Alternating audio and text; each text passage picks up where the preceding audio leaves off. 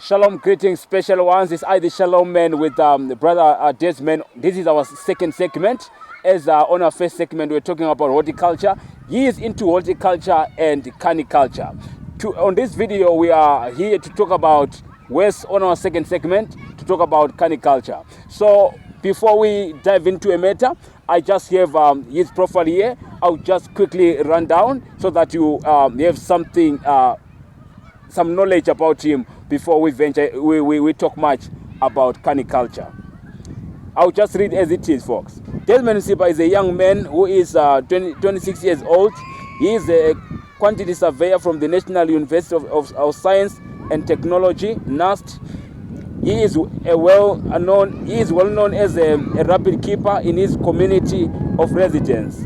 Daysman is also known as horticulturist in the area of Mkanuni Island.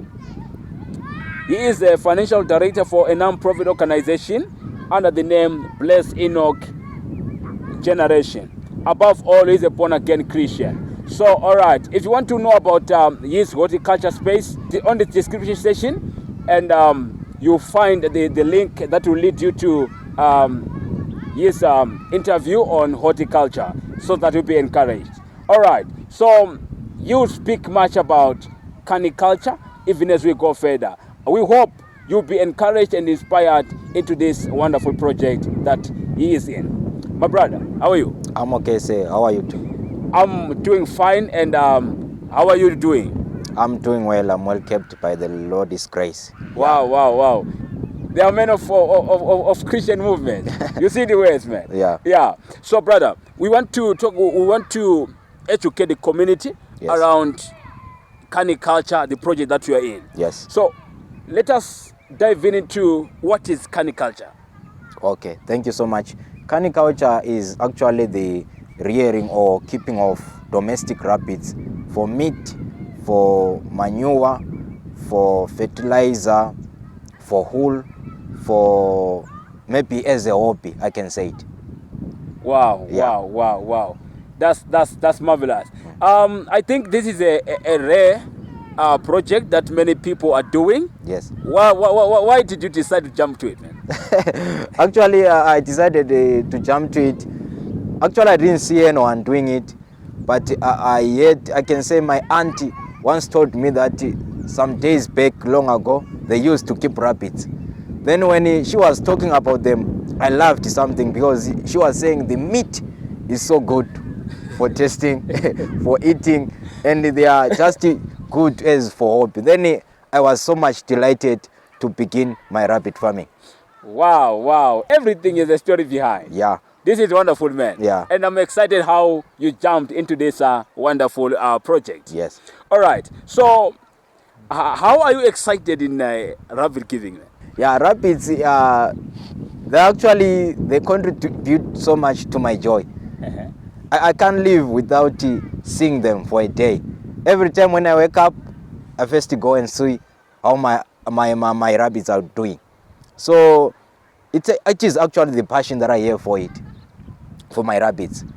Yeah, I can say that.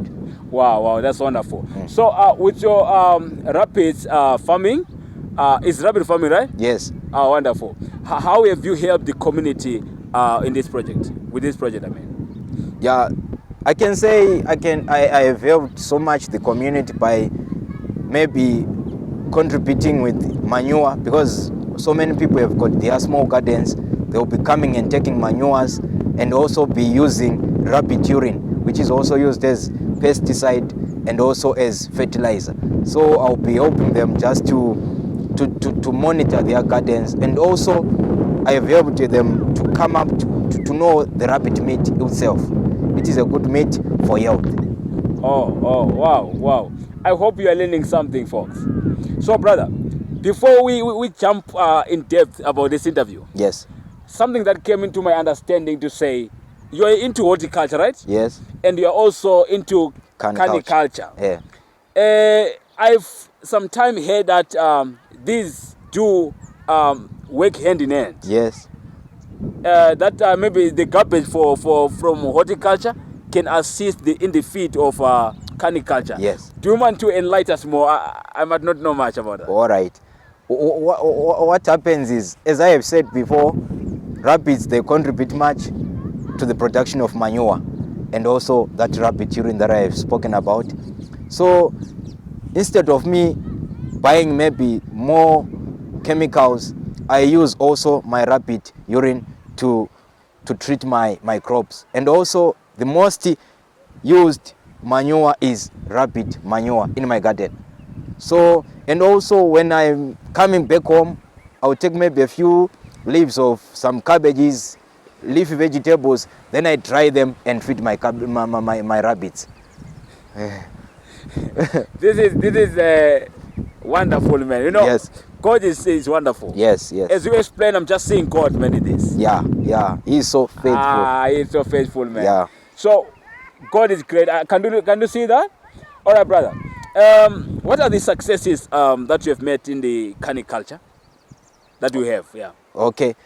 Firstly, I can say when I began my rabbit farming, I began with about 4 rabbits, then with only 1 cage. That 1 cage, I just constructed it by myself using the scrap that was available at that particular time.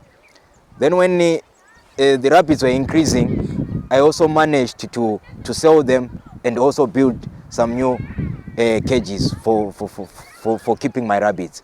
And also they have also helped me when I was expanding my horticulture project. I could get some income there and also assist my horticulture project to go forward. Wow. That's great, man. Yes. This is wonderful thing that you're doing. And we know climate change affects in many corners in this life. Yes. Do you maybe see climate change challenges in your project? Yeah, in cuniculture, I do face them because this time of the year, when it's summer, there is always too much heat wave. So rabbits, they don't like that atmosphere which has got too much heat. They normally don't do well.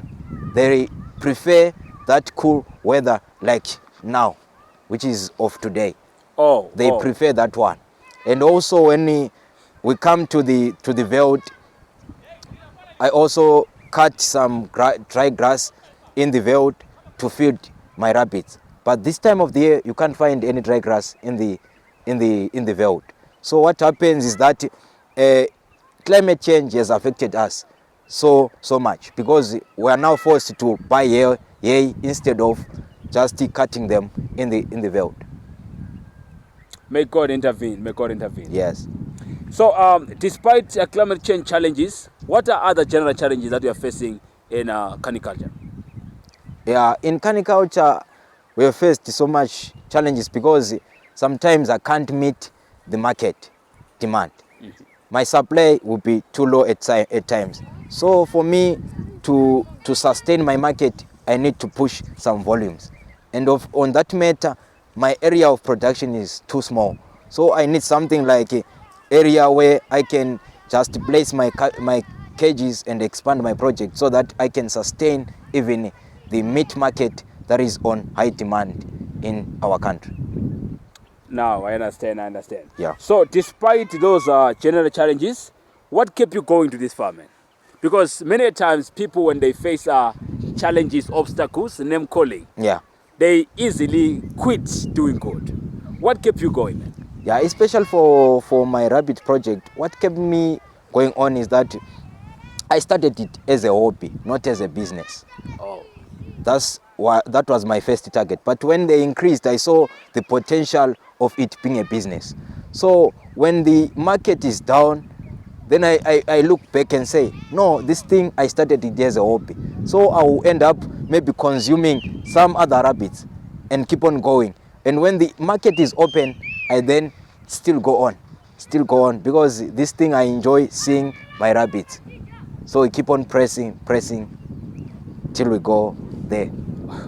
Wow, this is wonderful. Yeah. All right. So should someone watching our interview today be excited to venture into cuniculture despite their country they are from, what encouragement would you give them and inspiration? Okay. Yeah, cuniculture, you can study it it doesn't need much space, just a small space. You build up your cages, you do something. It doesn't need much money like chickens, what they do. You just buy your breeding stock once, then they increase as they are breeding. So it's easy to do farming like rabbit keeping, because you can start it, but before you start, make sure you have got enough knowledge. Wow. So in other words, you are saying they should also visit books. Yes.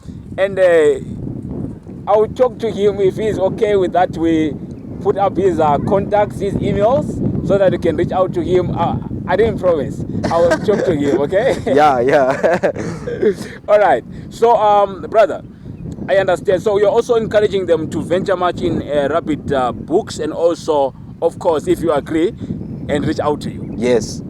Wow, that's wonderful. So even as we about to sign off in this interview, what can be the take-home package?